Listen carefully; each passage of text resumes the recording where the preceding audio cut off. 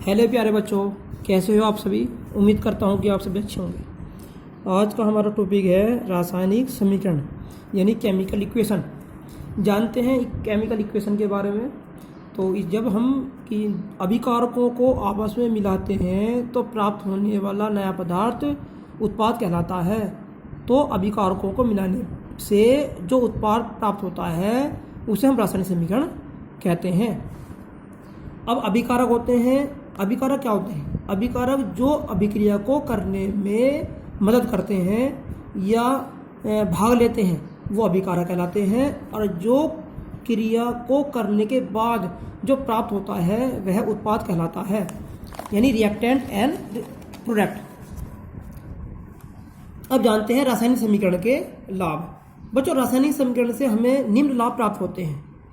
रासायनिक समीकरण जो बना जाती हैं इससे हमें बहुत सारे लाभ प्राप्त होते हैं। उनमें से कुछ मुख्य हैं, जैसे कि रासायनिक समीकरण से रासायनिक अभिक्रिया में भाग लेने वाले पदार्थ का ज्ञान हो जाता है। रासायनिक समीकरण से रासायनिक अभिक्रिया में भाग लेने वाले पदार्थ कौन कौन से हैं इसका ज्ञान हो जाता है। दूसरा, रासायनिक अभिक्रिया से अभिकारक और उत्पादों में से रासायनिक अभिक्रिया में अभिकारक और उत्पाद में परमाणु और अणुओं की संख्याओं का पता मालूम हो जाता है। अब जानते हैं रासायनिक समीकरण के दोष।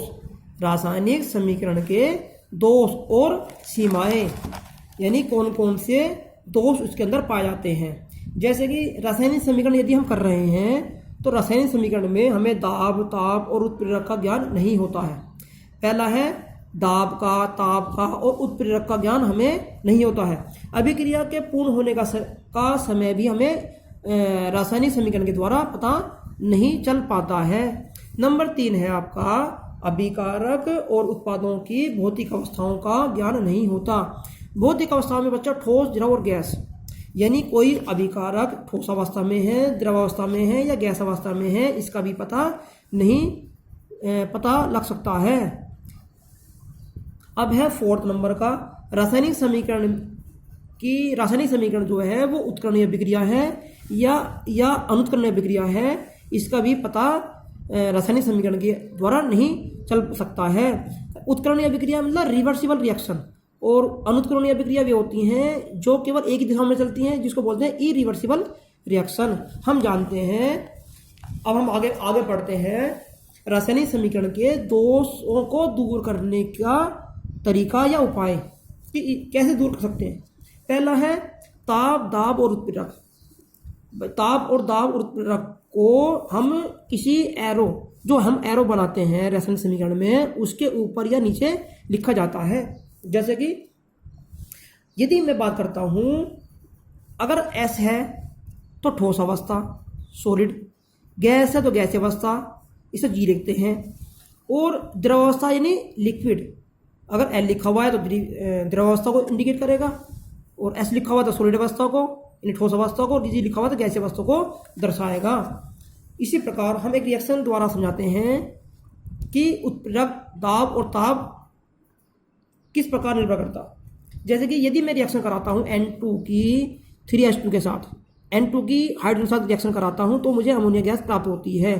तो इस रिएक्शन को करने में मुझे ताप, दाब और उत्प्रेरक की आवश्यकता होगी। उनकी अनुपस्थिति में ये रिएक्शन असंभव होगी। तो उसको बनाने के लिए मुझे Fe+MO या Mn का प्रयोग करूंगा जो उत्प्रेरक का काम करेगा। और इसमें 200 ATM वायुमंडलीय दाब की जरूरत पड़ेगी, और ताप रखना पड़ेगा 770 केल्विन ताप। जैसे ही मैं इन तीनों को यानी उत्प्रेरक को, ताप को और दाब को इसमें प्रभावित करता हूं तो वह रिएक्शन मेरी संभव हो जाती है, यानी रिएक्शन हो पाएगी।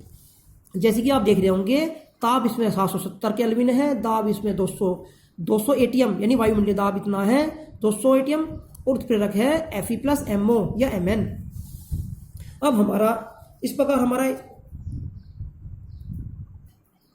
प्रकार हमारी रिएक्शन खत्म हो जाती है। अब हमारा नेक्स्ट है हमारा अभिकारक और उत्पादों की ठोस अवस्थाएं या द्रवावस्था, गैस अवस्था को निरूपित करना। यदि मैं कोई रिएक्शन करा रहा हूँ, उस रिएक्शन में भाग लेने वाले अभिकारक जैसे कि CaCO3, H2SO4 और प्राप्त होने वाले उत्पाद CH4, H2O और CO2 को मैं ये एस फॉर्म में है, मतलब सॉलिड फॉर्म में है, ये लिक्विड फॉर्म में है, और ये सॉलिड फॉर्म में है, ये लिक्विड फॉर्म में है, और ये गैस फॉर्म में प्राप्त होती है। इस प्रकार मैं इस रिएक्शन के द्वारा ये पता लगा सकता हूँ कि कौन सा पदार्थ अभिकारक में, कौन सा पदार्थ सॉलिड अवस्था में है, कौन सा लिक्विड फॉर्म में है और कौन सा गैसीय अवस्था में प्राप्त होता है। तीसरा है हमारा मुक्त ऊष्मा को प्लस या मुक्त ऊष्मा को या उत्सर्जित ऊष्मा को या निकलने वाली ऊष्मा को मैं प्लस के द्वारा और अवशोषित ऊष्मा को माइनस के द्वारा प्रदर्शित करता हूँ। जैसे मैं एक रिएक्शन के द्वारा आपको बताऊंगा। रिएक्शन मेरी है कार्बन की रिएक्शन। जब मैं ऑक्सीजन से कराता हूँ तो मुझे CO2 गैस प्राप्त होती है, जिसमें मुझे 94 किलो कैलोरी ऊष्मा प्राप्त होती है, अर्थात उत्सर्जित होती है, अर्थात निर्मुक्त होती है, निकलती है। इसको मैं डेल्टा एस से द्वारा -94 किलो कैलोरी दिखाऊंगा। डेल्टा एस का मान नेगेटिव होगा। जबकि अगर मैं दूसरी रिएक्शन लेता हूँ, कार्बन की रिएक्शन यदि मैं सल्फर से कराता हूँ तो मुझे CH2 नामक पदार्थ उत्पाद प्राप्त होता है, जिसमें मुझे 92 किलो कैलोरी ऊष्मा डालनी होगी। इस रिएक्शन को कराने के लिए मुझे -92 किलो कैलोरी ऊष्मा डालनी होगी, क्योंकि मान माइनस में है तो ये रिएक्शन होगी आपकी ऊष्मा शोषी अभिक्रिया। जबकि अगर प्लस में है तो ये अभिक्रिया होगी ऊष्मा क्षेपी अभिक्रिया। तो हम जानते हैं नेक्स्ट। अब मेरा चौथा है कि गैसीय उत्पादन। अगर मेरा गैसीय उत्पाद को प्राप्त होता है तो उसको मैं इस एरो के द्वारा, और यदि मेरा अवक्षेप प्राप्त होता है तो उसको मैं नेगेटिव द्वारा दिखाऊंगा, मतलब ये एरो को नीचे की तरफ दिखाऊंगा। अगर मेरा गैस अवस्था में कोई उत्पाद मिलता है तो उसे मैं ऊपर एरो लगाकर दिखाऊंगा, और यदि अवक्षेप प्राप्त होता है तो नीचे एरो लगाकर दिखाता हूँ।